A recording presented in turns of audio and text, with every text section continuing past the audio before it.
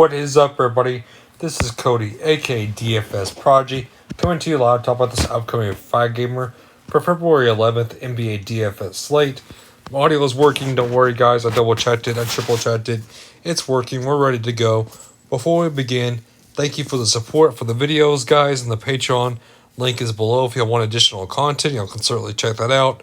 And again, hit the like button for me. Subscribe to my YouTube channel. Helps me in a ton, as you'll know.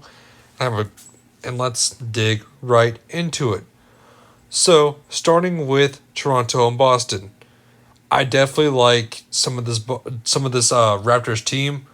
I don't mind a couple key pieces and there's value, but overall, the game is not my favorite. Toronto and Boston, though, Jason Tatum, Van Vliet, Siakam, Jaylen Brown, Lowry. I definitely like me some Lowry and Jaylen Brown. I'd rather get to Lowry, though, at 7,300. That price tag's way too underpriced, in my opinion, compared to the usage rate on this team. He's definitely keeping this team in check. Van Vliet's super inconsistent, in my opinion. For the price tag, it's hard to pay up for him. Along with Siakam, I'd rather pay up for, like I said, Jaylen Brown or Lowry. Jason Tatum's is not really for me at 8,900. I'd rather get the other key pieces around him, basically, for me. OG Anunoby kind of takes away from Norman Powell if OG Anunoby does play. So we need to watch for that news, most definitely. Looking at Kimball Walker, the shot has been awful. It's just not looked good, in my opinion.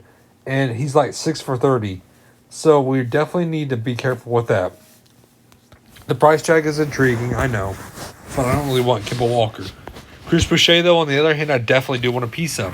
He's in a smashed spot. He's seeing great minutes now.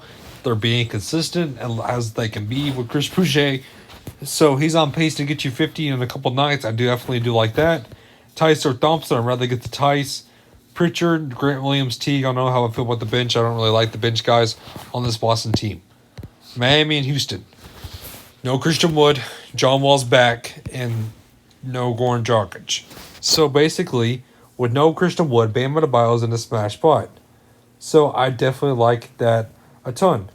So if you want to get two, basically Bam Adebayo and even Jimmy Butler mini stack, I definitely do like that. Jimmy Butler's on playing aggressive. He's on pace to get you 40 a night. I'm definitely liking both these guys a ton. Victor Oladipo, John Wall, definitely two point guard guys I definitely do like. They're in play as the wing play. Basically, I do like John Wall's price tag a little bit more so than Oladipo. Both guys should see good minutes, good usage rates. I don't mind either one. Boogie Cousins, on the other hand, is definitely not a guy I'm looking at. He's not done well the past couple games. I'm not really on his recent form. Not really for me at that price tag. Tyler Hero, he's an okay mid-range option. Eric Gordon seems a little bit overpriced now with everybody healthy. Kendrick Nunn, I do like him as a pivot with no Goran Dragic. And really, that wraps it up for this game. There's not really much of the bench price plays I do want, especially at the price tags.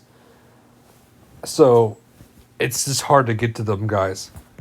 Indiana, Detroit, I definitely like this Indiana-Detroit game. I'm not going to lie.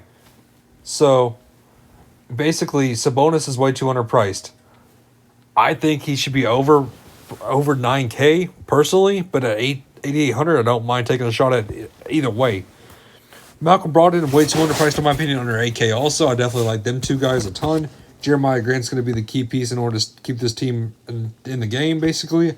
I don't mind going to him. I don't mind going to DeLon Wright with no Derrick Rose. Seeing his usage rate go up now. Miles Turner seems a little bit overpriced in my opinion, along with his minutes are decreasing, so they're not really for me. Mason Plumlee, I mean, as long as he stays out of foul trouble, I definitely like him. So I think he does stay out of foul trouble, though, and this is a good matchup for him a ton. I definitely like me some Mason Plumlee. Josh Jackson is kind of the odd man out on this team for me. I'm not really getting into Josh Jackson or Wayne Ellington personally. Jeremiah Lamb, Justin Holiday, not really for me either. Blake Griffin's definitely washed. I'm off of him. Doug McDermott is an okay value option as long as the shot falls, which I do think it does a little bit. So just be careful with that. Orlando and Golden State, definitely like this game a ton for the Magic side with no Gordon and no MCW. With Fournier, Anthony, questionable.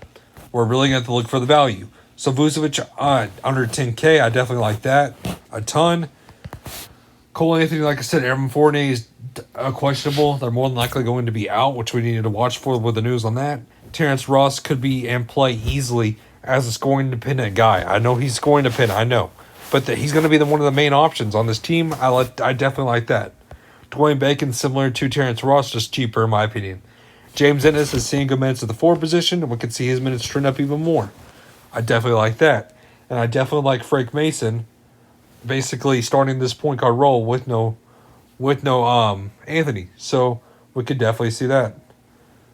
So basically this Magic team is going to be the value option of the day. On the Golden State side, Steph Curry, he's the GPP option, definitely in play if you want to get to him.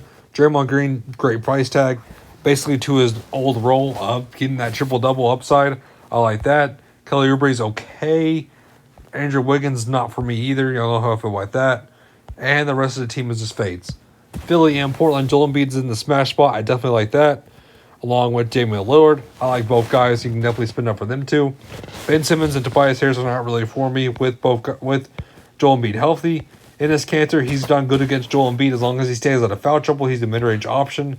Gary Trent and Rocco, similar options, just very scoring dependent. I don't mind them in the mid-range, but not really for me.